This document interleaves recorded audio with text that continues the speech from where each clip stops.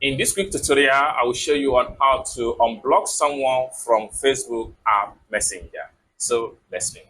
But before we dive into the tutorial, if you find this guide useful and you are very new to this channel, remember click on that subscribe, turn on the notification bell for more tutorial about Facebook topic. So with that being said, let's get started. Welcome back, friends. So let's see how to unblock friends from Facebook Messenger, the ultimate guide. So the very first thing you need to do is to locate your Facebook Messenger. So I'm going to click on here to access my Messenger app.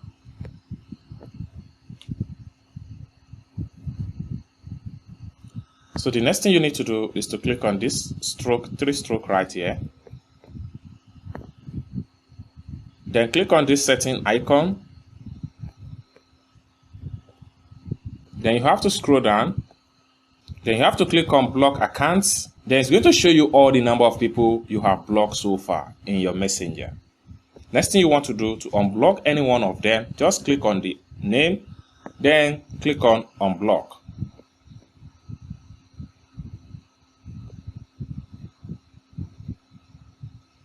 Boom, you have successfully unblocked this particular friend on your Facebook Messenger.